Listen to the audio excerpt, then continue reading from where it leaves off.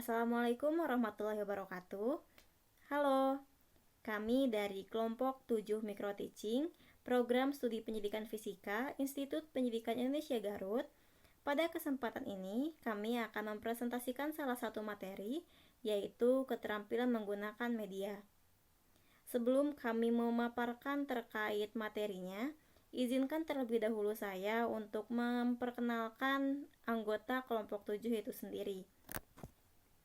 Adapun anggota dari kelompok 7, yang pertama yaitu ada saya, Rizky Amelia, yang kedua ada Muhammad Maulana Syaputra, yang ketiga ada Zikri Aulia Gifari, dan yang keempat ada Putri Sri Haryanti. Adapun materi yang akan kami sampaikan pada saat ini, yang pertama ada pengertian media pembelajaran, yang kedua ada tujuan media pembelajaran yang akan disampaikan oleh Saudara Putri, yang ketiga yaitu prinsip-prinsip penggunaan media pembelajaran, yang keempat variasi media pembelajaran yang akan disampaikan oleh saya, yang kelima yaitu faktor pemilihan media pembelajaran yang akan disampaikan oleh Saudara Zikri, dan yang keenam yaitu ada strategi pembelajaran yang akan disampaikan oleh Saudara Maulana. Untuk mengefektifkan waktu, mari kita simak materi dari seluruh pemateri saat ini. Saya akan menjelaskan tentang pengertian media pembelajaran. Apa itu media pembelajaran? Jadi secara etimologi atau secara bahasa, media itu berasal dari kata medium yang berarti perantara atau pengantar. Media adalah perantara atau pengantar pesan dari pengirim pesan ke penerima pesan. Seperti pengirim pesan itu guru, seorang guru kepada muridnya. Dan banyak contoh lagi. Ini adalah salah satu konsep bagaimana media pembelajaran. Rossi dan Bridle 1966 mengemukakan bahwa media pembelajaran adalah seluruh alat dan bahan yang dapat dipakai untuk mencapai tujuan pendidikan, seperti radio, televisi, buku, koran, majalah, dan sebagainya. Apalagi di zaman sekarang itu sudah canggih sekali, banyak sekali media-media pembelajaran yang baru. Dari mulai aplikasi, banyak sekali aplikasi, dan sekarang yang sering digunakan yaitu YouTube, atau di Instagram, jurnal, Google itu udah menjadi benar-benar sumber media pembelajaran. Gerlach and Ellie menyatakan a medium conceived universal material or even that establishes condition which enable the learner to acquire knowledge, skill, and attitude. Itu sama gitu ya. Jadi media pembelajaran itu tidak hanya seorang guru kepada muridnya. Sekarang itu media pembelajaran itu bagaimana seorang murid itu mendapatkan tujuannya untuk mendapatkan pembelajaran gitu. Itu pengertian dari media pembelajaran. Kita lanjut ke tujuan media pembelajaran. Dimana kenapa ada media pembelajaran? Tujuannya untuk apa sih gitu ya? Menurut Aksin menyatakan bahwa tujuan penggunaan media pembelajaran yaitu 1. Agar proses belajar mengajar dapat berjalan dengan tepat guna dan berdaya guna. Ketika proses belajar mengajar dan media pembelajarannya itu tepat, nah itu akan mempermudah yang namanya tujuan itu untuk mempermudah mahasiswa atau siswa ataupun siapapun yang mendapatkan pembelajaran dan siapapun yang ingin mengirimkan pembelajaran seperti guru dan murid. Sekarang guru tidak hanya menjelaskan secara offline, apalagi lagi musim corona seperti ini, menjelaskan secara online, tinggal dikasih link YouTube gitu, guru menjelaskan presentasi bisa dimanapun itu, lewat Zoom, lewat Google Meet, atau apapun itu aplikasi lainnya. Jadi sekarang itu mempermudah gitu media pembelajaran ya. Yang kedua tuh mempermudah guru untuk menyampaikan informasi. Nah, yang ketiga juga mempermudah anak didik untuk menyerap, menerima, serta memahami materi yang telah disampaikan oleh pendidik atau guru. Jadi sekarang ketika guru nih, yang dijelaskan guru kita tidak paham, kita juga bisa mencari tahu sumber-sumber lain gitu. Mau itu sekarang kan YouTube deh, YouTube tuh banyak konten-konten yang berbau pembelajaran itu sangat banyak sekali. Selanjutnya, dapat mendorong keinginan anak didik untuk mengetahui lebih banyak dan mendalam tentang materi atau pesan yang disampaikan oleh guru. Bahkan, kita bisa mencari tahu gitu, apalagi sekarang mungkin ada murid-murid yang kritis gitu. Tidak hanya melihat apa yang guru jelaskan, tapi mencari sumber lain gitu ya.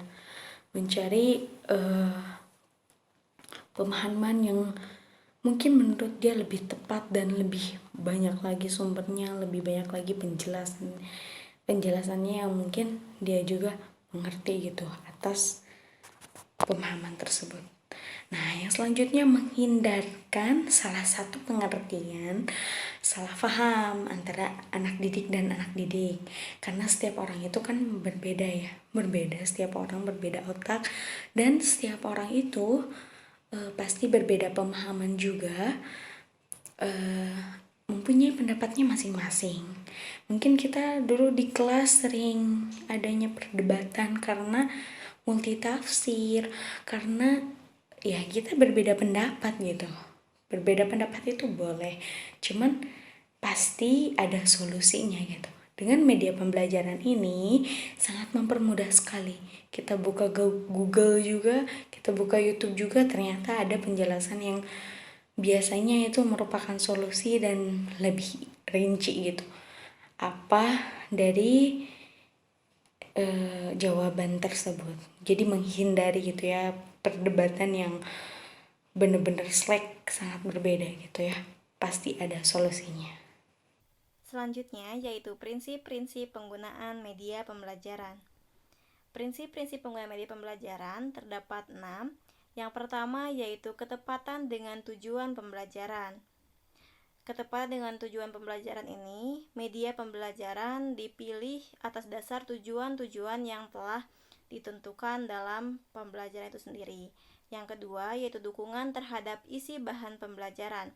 Artinya, bahan pembelajaran yang sifatnya fakta, prinsip, konsep, dan generalisasi sangat memerlukan bantuan media agar lebih mudah dipahami siswa. Yang ketiga yaitu kemudahan memperoleh media. Artinya, media yang diperlukan mudah untuk memperolehnya. Setidaknya dapat dibuat oleh guru pada saat mengajar atau mungkin sudah tersedia di sekolah. Yang keempat, keterampilan guru dalam menggunakan media. Apapun jenis media yang diperlukan, syarat utama adalah guru harus dapat menggunakannya dalam proses pembelajaran. Yang kelima, tersedianya waktu untuk menggunakannya, sehingga media tersebut dapat bermanfaat bagi siswa pada saat pelajaran berlangsung. Yang keenam, sesuai dengan taraf berpikir siswa, sehingga makna yang terkandung di dalamnya dapat dipahami oleh siswa. Selanjutnya yaitu variasi media pembelajaran. Variasi media pembelajaran terbagi menjadi 4. Yang pertama yaitu visual. Media visual yaitu media yang dapat dilihat oleh alat indera, contoh yaitu mata. Contoh dari media pembelajaran ini yaitu seperti grafik, bagan, poster, foto, gambar, dan sebagainya. Media yang kedua yaitu audio, yaitu media yang dapat didengar. Contoh dari media pembelajaran ini seperti rekaman suara ataupun penjelasan dari guru itu sendiri secara langsung, yaitu juga termasuk salah satu media audio. Yang ketiga yaitu ada media audio visual, yaitu media yang dapat dilihat dan juga dapat didengar. Contoh dari media ini yaitu contohnya video, film, itu merupakan sebagian dari contoh media pembelajaran, ataupun juga penampilan PowerPoint yang disertai dengan penjelasan dari guru sendiri, itu juga termasuk ke dalam contoh media pembelajaran audio visual. Selanjutnya yaitu ada motorik. Media motorik ini yaitu media yang dapat diraba, dimanipulasi, dan digerakkan, sehingga dalam pelaksanaan ini akan melibatkan siswa, baik itu secara individu ataupun secara kelompok. Contoh dari media motorik ini yaitu seperti menari, membuat patung, dan sebagainya. Itu adalah salah satu contoh, sebagian dari contoh media pembelajaran secara motorik. Nama saya Zikri Aulia Gifari. Di sini saya akan menjelaskan tentang faktor-faktor pemilihan media pembelajaran. Dalam menentukan media pembelajaran yang akan dipakai dalam proses belajar mengajar, mula-mula seorang guru harus mempertimbangkan tujuan yang ingin dicapai, kondisi dan keterbatasan yang ada, serta memahami kemampuan dan karakteristik media yang akan dipilihnya. Berikut adalah beberapa faktor yang mempengaruhi pemilihan media, yaitu ke-1, tujuan instruksional yang akan dicapai, kedua, karakteristik siswa, ketiga, jenis rangsangan belajar yang diinginkan, seperti audio atau visual, keadaan latar atau lingkungan, dan gerak atau diam. Yang keempat, ketersediaan sumber setempat. Yang kelima, apakah media siap pakai ataukah media rancang. Yang keenam, kepraktisan dan ketahanan media. Yang ketujuh adalah efektivitas biaya dalam jangka panjang.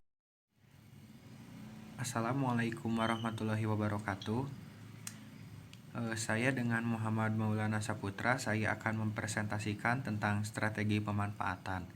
Strategi pemanfaatan terbagi menjadi 3. Yang pertama, persiapan sebelum menggunakan media.